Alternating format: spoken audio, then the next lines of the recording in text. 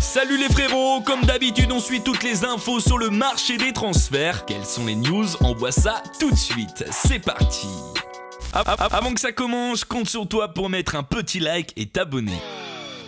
On commence aujourd'hui à Monaco où plusieurs dossiers sont en cours mais côté départ, le premier, le plus important est bien sûr celui de Thomas Lemar, pisté comme vous le savez par Liverpool, Chelsea mais aussi Arsenal. Selon les informations de l'équipe, les Monégasques ne seraient pas contre un départ de l'international français. Selon les offres qui arrivent sur leur bureau, vu la concurrence dans ce dossier, le montant du transfert pourrait très vite monter, dépassant même peut-être les 100 millions espérés par les dirigeants de Monaco.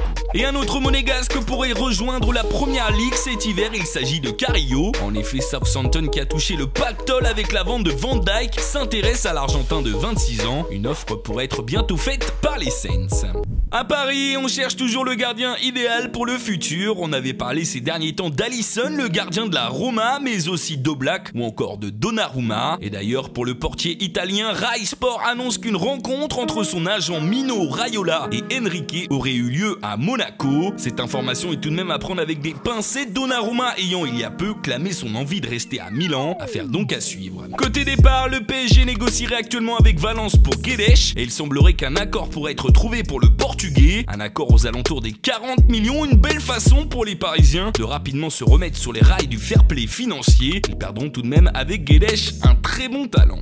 On passe à notre tour de France des rumeurs et des officialisations et on commence par l'officialisation du départ de Schneider de Nice. Le néerlandais quitte la Côte d'Azur pour s'engager avec El Gharafa, le club qatari, jusqu'en 2019. Du côté de Metz, on a aussi officialisé une arrivée, il s'agit comme prévu de Danijel Milicevic qui arrive sous forme de prêt avec option d'achat. Pour finir, à Angers, on ne veut pas perdre Toko et Cambi cet hiver malgré les sollicitations de nombreux clubs anglais. Les dirigeants du SCO ont même refusé une offre de 14 millions d'euros.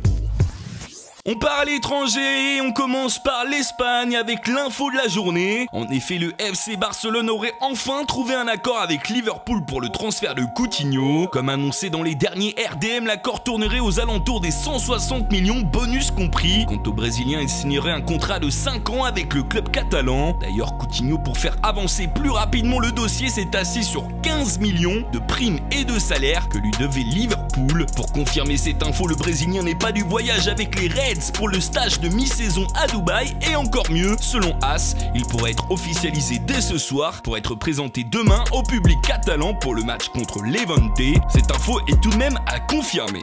On passe au Real maintenant, qui veut aussi tenter de gros transferts, mais plutôt pour cet été. Et le Belge Eden Hazard aimerait bien être l'un d'entre eux. Il n'y a pas de doute sur le fait que l'actuel joueur de Chelsea rêve de porter la tenue merengue. Il fait tout pour. Pour la troisième fois en quelques mois, l'ancien Lillois a repoussé une proposition de prolongation de son club pour faciliter sa venue dans la capitale madrilène. Reste que le Real devra faire une belle offre aux Blues cet été pour les convaincre. Pour cet hiver, le Real va tout de même très certainement bientôt officialiser une arrivée et il s'agit de Kepa Arrizabalaga, déjà cité dans les RDM. Le gardien de Bilbao aurait passé sa visite médicale à Madrid et aurait déjà signé son contrat. On parle d'un transfert aux alentours des 20 millions d'euros.